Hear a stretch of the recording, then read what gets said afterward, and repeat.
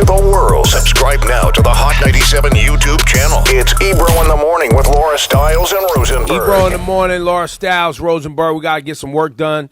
We have Brooklyn Borough President Eric Adams on the program this morning. Good morning, Eric Adams. How are you? Thank you for taking time for us early before you get to the office and all that.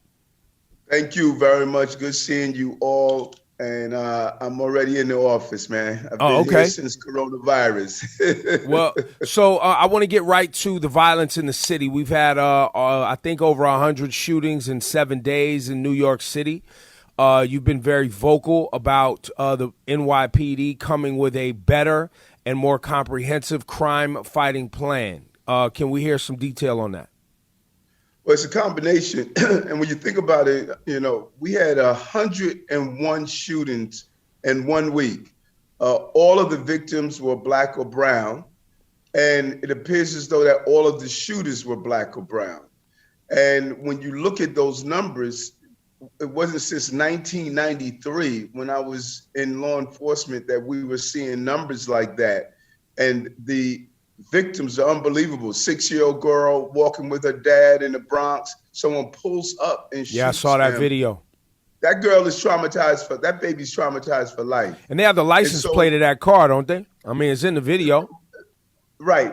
And Ebros, what I'm saying is, if that happened on Central Park West or East, there would be an entire initiative. If you had 101 people shot of any other ethnic group, you will see a different response, probably a national response. We're not seeing any type of response on a national level or on a city level or federal level saying that, hey, we have to get these guns under control, not only here in New York and Chicago. And so what I'm saying to not only the police commissioner, but even our community, we have to mobilize with a public safety plan. Because we say we don't want heavy-handed policing, then we have to be part of the solution of dealing with these problems, particularly this gun violence and these homicides. So let's dig a little bit deeper. Why do we continue to act as if people don't know how these illegal guns get into our neighborhoods? I mean, you are a police officer.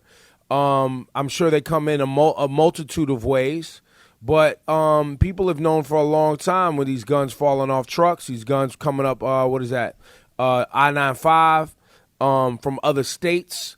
The NYPD has communicated to us that they know the troublemakers. Why is this so hard to crack down? Yeah, and the troublemakers, they're called shooters, people that they know who are known shooters, that they have a lot of bodies. And it's about, again, as I say, we need a comprehensive plan, not a one-sided plan. And that comprehensive plan should include the flow, because you want to turn off the faucet. You know, there's no use in just keep bailing out the water. Turning off the faucet, we know a lot of guns come through the I-95 in those various states where guns are legal. You have those who come in, purchase large quantities, and bring them here. That's why we need a national gun registry. You buy a gun every year, you go in to re-inspect your car. Why aren't we re-inspecting those guns? Someone could have a gun, purchase a gun, that gun could be back on the street, and there's no annual check-in period. Not only that, let's be creative. And in order to purchase bullets, one should have to have some form of gun permit or pistol permit to purchase bullets, because you can't shoot a gun without bullets. And if you're able to walk into any gun shop, buy the number of bullets you want, the question becomes, on your gun permit, it should have what license or gun you can carry. If you are licensed for a 9mm, but you're buying guns for a 380, something is wrong. And we need to have a clear registry of where our guns are located, because we have a lot of places in the country where it's legal to sell guns and carry guns, even in the state, believe it or not. That's right. Yeah. So the next thing I want to ask, because this lines up for me too conveniently with the Black Lives Matter protests and the demand for police reform from the city. This lines up real conveniently to all of that. Now, yes, we are living in a pandemic.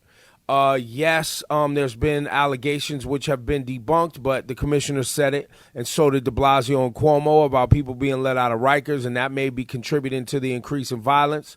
For me, this is too conveniently close to police having bad morale and rumors of police not showing up to crime scenes and rumors of 911 calls going unresponded to. Do you believe that there's a correlation between the NYPD having some sort of, I guess, lack of a better term, attitude and this rise in crime? Well, I definitely believe when you look at some of the crimes we're looking at, I believe that there's a what they call a blue flu or slowdown. I think the level of arrogancy that police officers believe that if you tell me how to police, we're not going to police. That's unacceptable. There's no justice without safety, and there's no safety without justice. I don't think the shootings you see is due to a slowdown, because responding to 911 calls or being slow in doing things is one thing. But shootings and murders is an entirely different conversation. I thought it was a bad move of a total disbandment of police precinct level plainclothes. I think that was the wrong move. Citywide plainclothes, I say yes. That's like a street crime mindset with cats with cowboys.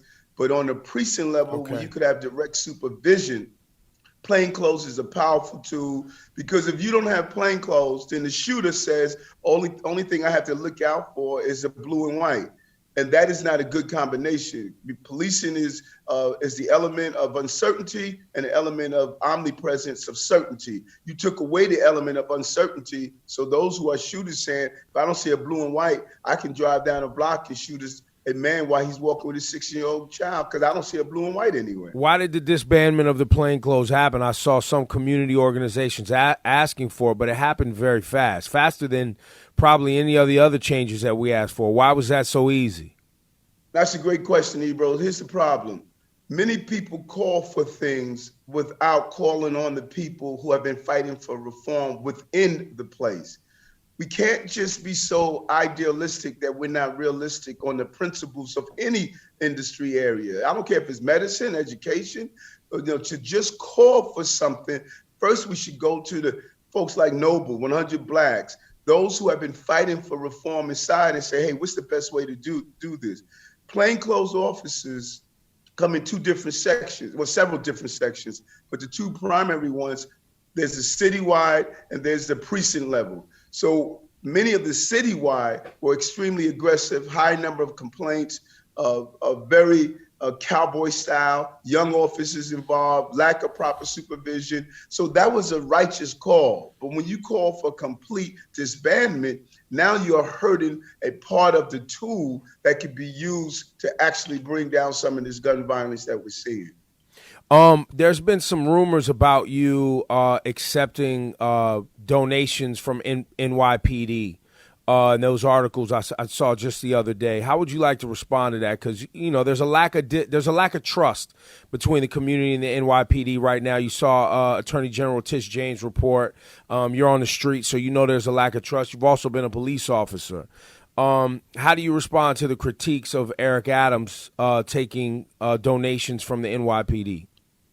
Well, I'm the only candidate that don't want any money in politics at all. I'm the only one that says that, listen, we should have a public finance. No one should be raising money. That's number one. Number two, I raised a couple of millions of dollars, millions. 20,000 came from my former members of 100 Blacks in Law Enforcement, Guardians Association, Noble, Black law enforcement officers and brown law enforcement officers that fought inside the police department. These are my former colleagues. These cats have been with me since I ran for state senate, since I was borough president, part of 100 Blacks in law enforcement. They've been riding with me for almost 30 years, 35 years. And so to think that if someone is a doctor and he's not going to have his colleagues in medicine contribute to him, or someone is an educator and won't have his colleagues in education contribute to him, that's silly. And I'm not going to tell folks like Officer Raymond, who sued the police department held a fundraiser for me with his colleagues. These are my brothers and sisters. They're part of my initiative of reforming the city as well as law enforcement. And so, this is part of the dirtiness of politics. And they're going to be taking swings at me all the way through. But you know what? Like they say in Brownsville, I'm built for this, man. So you think it's misleading, the Daily News article that makes it sound like Eric Adams gets more cop money than anybody else. You think it's misleading. This is you getting money specifically from officers of color who you're cool with and have been. Check this out. We sent them the list, and we said, hey, these are our members. Look throughout my political career. You see, these are the same cats that have rode with me throughout. We gave it to them. They said, yeah, but we're not going to indicate that these are black and brown officers. That's not headlines. We're in a period of sexy headline. Truth be damned, man. Nobody cares about truth anymore. Man, this is a Instagram, Twitter universe where people say, listen, we're sexy, we're sells. That's what it is. The same thing they accused Donald Trump of, man, that far left, please, man.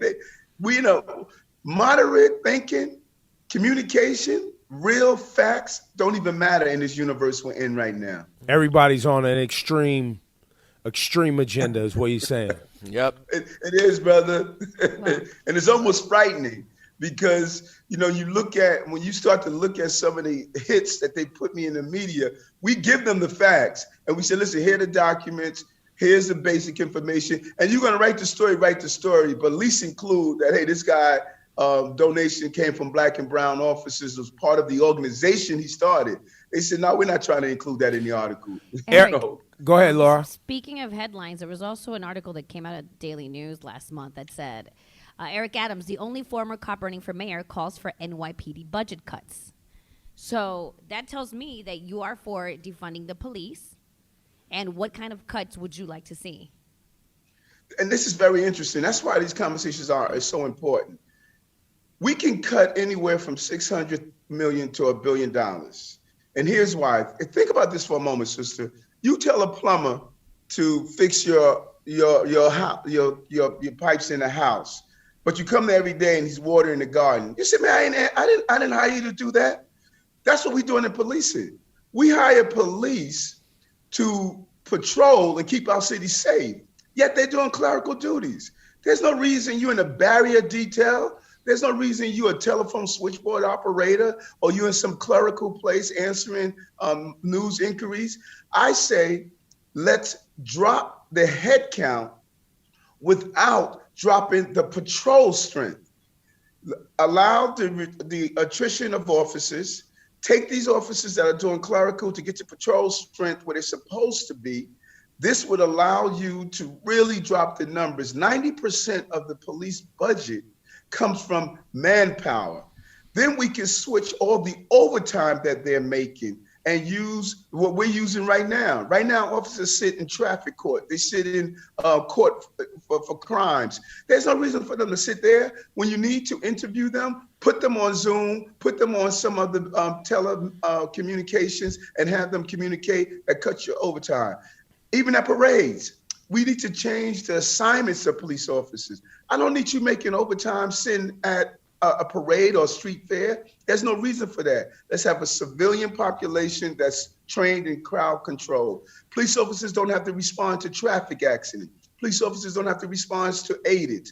There are things that our police department should not be doing, mental health issues that's nonviolent. So we need to reshape public safety. We're addicted to 911. We're like 911 crackheads. Every time something happens, we'll pick up the phone and call 911. No, new style of policing, public safety, community involvement, bring down the cost, take that money and put it into services that prevent crime and not respond crime, like dyslexia.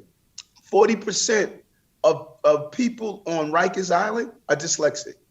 Wow. 40%. So if we would have taken the money out of the police budget and said, we're going to do dyslexia screening, give the services to those who are dyslexic, they won't think they can't learn and start hanging out on the street doing crimes. 55% have mental health. Learning disabilities. 48% have mental health. So that Rikers Island is a contribution to our reactive form of policing and public safety, I say let's go proactive, and we can prevent these crimes. And what you're proposing is that doesn't happen tomorrow. That is a culture shift that could take a decade. No, it can happen faster than we think it can happen. Okay. Right now, the mayor did something smart. The mayor immediately stopped 2 academy classes from going in. Remember, personnel, 90% of the police department budget is personnel. He stopped 2 classes from going in. Now he needs, every year you have a countless number of officers who retire and move out. He could shift right now. He could put in the order, my officers on patrol. We have almost something like $600 million in overtime. He slashed that budget. He can now immediately, like we did over coronavirus, I reached out to the mayor and the governor's office and say, listen, we need to put in telemedicine. I've been talking about this for a long time. People don't have to only go to the doctor. You could use technology to speak to your doctor. We could do the same in policing. We could do that right away. There's no reason that would bring down the overtime. He can shift officers off all of these assignments that they should not be doing. That could be done right away. We could look at all of these consulting contracts. Like you read the story. They did a consulting contract of building relationships with Black and police, communities of colors in police. Millions of dollars issued to white firms. Look at all those consulting contracts. Right away, we can shift it. So there are things we can do right now. There are things we can do midterm, and there are things we can do long term. We have to have the real desire to do it. Brooklyn Borough President Eric Adams, thank you for your time today, and thank you for always being unafraid and willing to cover any topic, man. Appreciate the straight talk. Thank you, Eric. Thank you. Thank you. All right, take care. Have a great day. Care. All right.